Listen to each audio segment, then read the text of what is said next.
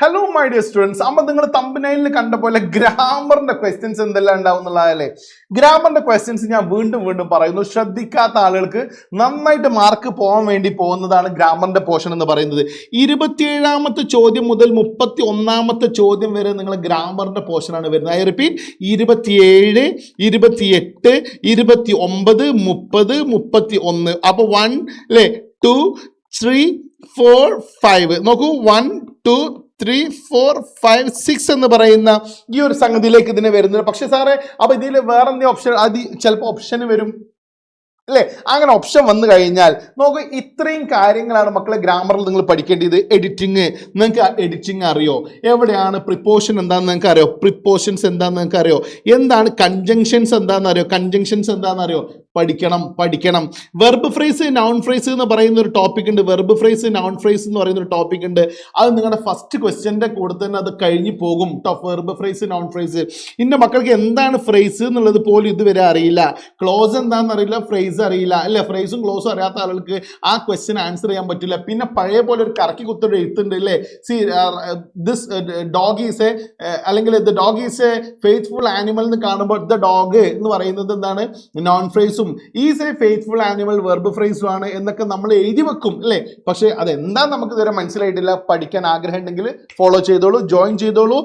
On exam തുടങ്ങും മുമ്പേ പഠിച്ചു തുടങ്ങാൻ നിങ്ങൾ ആഗ്രഹിക്കുന്നുണ്ടെങ്കിൽ ഓണം സ്പെഷ്യൽ RMS ബാച്ചിൽ ജോയിൻ ചെയ്തോളൂ മക്കളെ. വെറും 999 rupees മാത്രമേ ഉള്ളൂ. 7902400800. നേരെ ഞാൻ ടോപ്പിക്കിലേക്ക് വരികയാണ്. Phrasal verb. എങ്ങനെയാണ് സാറേ ഫ്രേസൽ വെർബ് പഠിക്കേണ്ടത്? ഒരു കുട്ടീനോട് ചോദിക്കാനും മിന്നാന്ന് ക്ലാസ്സിന് സമയത്ത്, സാറേ ഫൈസൽ വെർബ് ഉണ്ടാവോ? ഇല്ലടാ, മുനീർ വെർബ് ഉണ്ടാവല്ലോ പറഞ്ഞു ഞാൻ കേട്ടോ. ഫൈസൽ വെർബ് അല്ല, ഫ്രേസൽ വെർബ് ആണ്. ശ്രദ്ധിച്ച് കേട്ടോളൂ. ഈ ഫ്രേസൽ വെർബ്, ഞാനിപ്പോൾ ഫൈസൽ ആയ പഠിച്ചവന് ഇല്ല.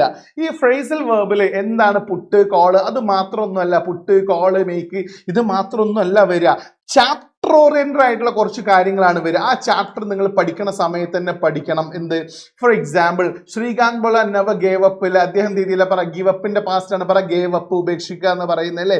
ഹിസ് കോൺഫിഡൻസ്, തന്റെ കോൺഫിഡൻസ് അദ്ദേഹം രീതിയില ഒട്ടും ഉപേക്ഷിച്ചില്ല എന്ന് പറയുന്ന, അപ്പൊ ഗീവ് അപ്പ് എന്ന് പറയുന്ന ആ ഒരു ഫ്രേസൽ വെർബിന്റെ മക്കൾ പഠിച്ചിട്ടുണ്ടോ എന്നുള്ളതാട്ടോ.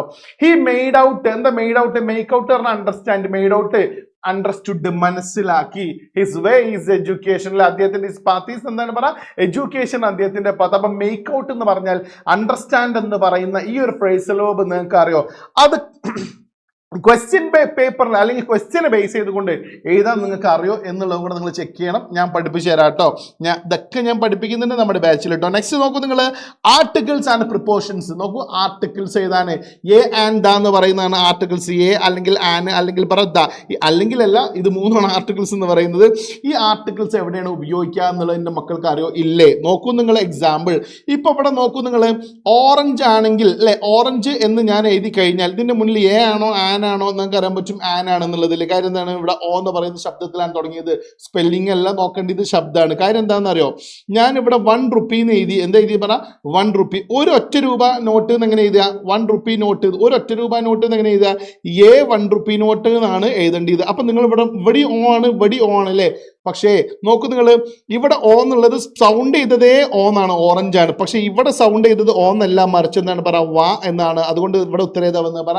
വാ എന്നുള്ളത് കൊണ്ട് ഉത്തരം എ എന്നാണ് വന്നത്. ശ്രദ്ധിച്ച് കേട്ടോളൂ. അപ്പൊ ഇതെല്ലാം എഴുതാൻ നിങ്ങൾക്ക് അറിയോ? ഞാൻ പഠിപ്പിക്കുന്നുണ്ട്. Conversation filling. ഐ റിപ്പീറ്റ്, ഈ കോൺവെർസേഷൻ ഫില്ലിങ്ങിൽ നിങ്ങൾ പഠിക്കേണ്ട കുറെ കാര്യങ്ങളുണ്ട്. ഏതൊക്കെയാന്നുള്ളത് ഒന്ന് ശ്രദ്ധിച്ചോളൂ.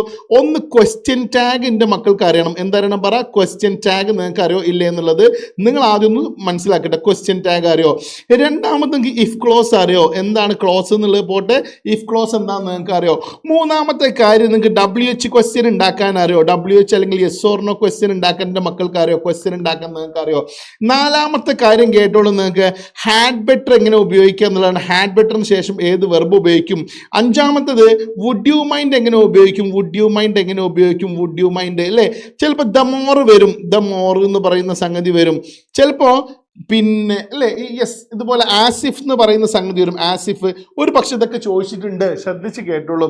ഇങ്ങനെ കുറച്ച് ക്വസ്റ്റ്യൻസ് ഉണ്ട് മക്കളെ, ഇതിൽ ഫില്ല് ചെയ്യാനുണ്ടാകും, അല്ലെങ്കിൽ ആൻസർ എഴുതാനുണ്ടാവും. ചിലപ്പോൾ ചോദ്യം അവിടെ ഉണ്ടാവും, അതിന് ആൻസർ നിങ്ങൾ ക്രിയേറ്റീവായിട്ട് എഴുതേണ്ടി വരും, നിങ്ങൾ ഉണ്ടാക്കേണ്ടി വരും സാഹചര്യം അനുസരിച്ച്. ഇത്രയും കാര്യങ്ങൾ ഈ കോൺവെർസേഷൻ ഫില്ലിങ്ങിൽ നിങ്ങൾ പഠിച്ചിട്ടുണ്ടോ ഇല്ലേ എന്നുള്ളത് നോക്കുക. Next, reported speech. എപ്പോഴും ശ്രദ്ധിച്ചോളൂ. WH ക്വസ്റ്റ്യനെ മാറ്റാൻ നിങ്ങൾക്ക് അറിയണം, യെസ് ഓർ നോ ക്വസ്റ്റ്യൻ മാറ്റാൻ അറിയണം, ഇമ്പറേറ്റീവ് സെന്റൻസ് മാറ്റാൻ അറിയണം, എക്സ്ക്ലമേറ്ററി സെന്റൻസ് റിപ്പോർട്ട് ചെയ്യാൻ ഇന്ന മക്കൾക്ക് ഈ 4 ടൈപ്പ് സെന്റൻസും റിപ്പോർട്ട് ചെയ്യാൻ അറിയണം. പഠിച്ചിട്ടുണ്ടോ ഇല്ലേ? നിങ്ങൾ ആലോചിച്ച് നോക്കൂ കേട്ടോ.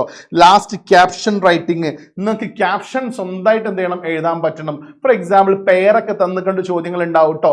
ആ ക്വസ്റ്റ്യൻസ് ഒക്കെ ഞാൻ പരിചയപ്പെടുത്തി തരാം, നെക്സ്റ്റ് വീഡിയോസിലൊക്കെ ഞാൻ പരിചയപ്പെടുന്നുണ്ട് മക്കളെ.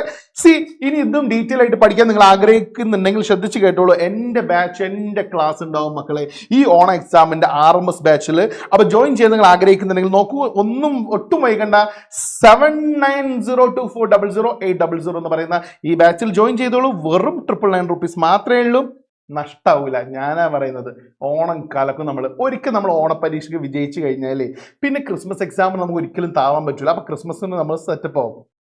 മനസ്സിലാകണ്ടോ?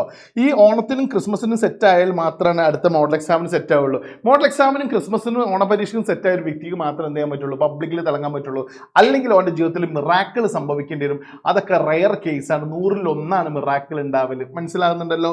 കണ്ടിന്യൂസ് ആയിട്ട് ഒരാൾ ഇങ്ങനെ ജയിച്ച് വരികയാണെങ്കിൽ അയാൾക്ക് എന്തുണ്ടാവും, വിക്ടറി ഉറപ്പാണ് എന്നുള്ളതാണ്. അപ്പൊ കണ്ടിന്യൂസ് സക്സസ് ഉണ്ടാക്കണമെങ്കിൽ നിങ്ങൾ ഓണ എക്സാം മുതലേ നിങ്ങൾ ഹൈ സ്കോർ ചെയ്തേ പറ്റൂ. ഹൈ സ്കോർ ചെയ്യാൻ നിങ്ങൾ ആഗ്രഹിക്കുന്നുണ്ടെങ്കിൽ ജോയിൻ ചെയ്തോളൂ. Thank you very much.